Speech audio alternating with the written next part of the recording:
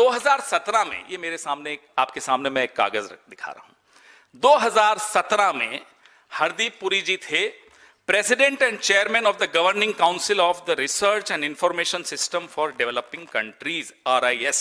ये दिल्ली बेस्ड एक think tank है जिसकी फंडिंग भारत सरकार करती है। तो ये भारत सरकार के नुमाइंदे 2017 में एप्स्टीन को क्यों मेल भेज रहे थे, जरा ये बताइए मुझे। As a representative of the government of India, how and why was he sending a mail to Epstein, a sex offender, a criminal? And before that, between 2014 and 16, by what authority, under whose instructions, under what authority was he interacting with Epstein? He was a nobody. Mr. Hardeep Puri was a retired diplomat, full stop. We had 3 ambassadors between 2014 and 16 to the US. One was S. Jaishankar, the other was Arun Singh, and the third was Navtej Sarna. Were they so useless that the Prime Minister needed Hardeep Puri's services to interact with Epstein? Why? And Mr. Hardeep Puri was talking about Digital India 7 months before Digital India was made public in India, was announced in India. Who was he talking about Digital India to? Epstein. Why? This is our question. तो ये जो गंभीर बातें आपके सामने मैं रख रहा हूं, किसी कारण से रख रहे हैं। फिर हम ईमेल्स पे तो आपको दिखा ही रहे हैं। उस दिन प्रेस कॉन्फ्रेंस में कहा या इंटरव्यू में कहा, मेरे को ये ध्यान नहीं है, लेकिन कहते हैं अरे यार कुछ हुआ होता ना तो मैं तुम्हें बताता। Imagine, look at the approach जिससे ये बोल रहे हैं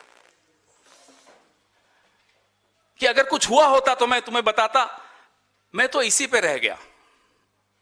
ये इस व्यक्ति की मानसिकता है कि मैं सेक्स क्राइम्स का हिस्सा हुआ होता तो मैं आपको बताता, मैं तो सिर्फ मिलकर ही रह गया। ये पश्चाताप दिखा रहे हैं हरदीप पुरी। क्या इस आदमी को 1 मिनट भी मंत्री पद पर बनने रहने का हक है? आप मुझे बताइए।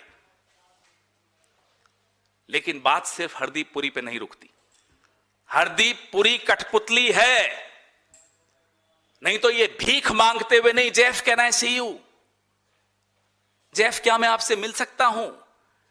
किताबें भेंट करने जा रहे हैं, बार बार मेल्स कर रहे हैं। एक मेल आई, मेल की इन्होंने, Jeff can I see you? Jeff का जवाब आता है साहब कि मैं मिडिल ईस्ट में जो हो रहा है उससे बड़ा नाराज हूं, मेरे इसमें बहुत स्ट्रांग ओपिनियन है। 2014 या 15 की है, इसमें आपको मिलेगी। क्या हुआ था मैं बता दूं। ये मई की मेल है, जून की मेल है, और मई में पैलेस्टीन के जो राष्ट्रीय अध्यक्ष हैं महमूद अब्बास भारत आए थे। तो क्या एप्स्टीन अपनी नाराजगी जता रहे थे मोदी जी से हरदीप पुरी के माध्यम से? क्योंकि 2017 में, अगले ही साल, मोदी जी इजराइल गए, पैलेस्टाइन नहीं गए। ये सब रिकॉर्ड का हिस्सा है।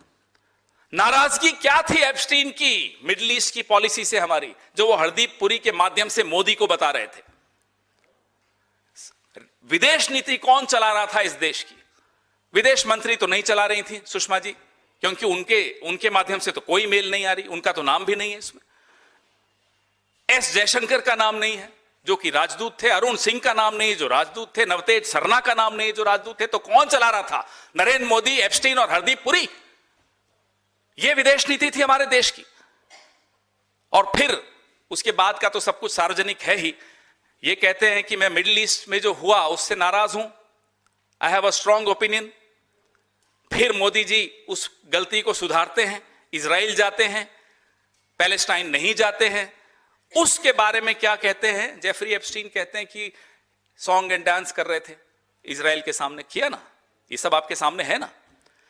ये साबित होता है कि विदेश नीति इस देश की एप्स्टीन चला रहे थे।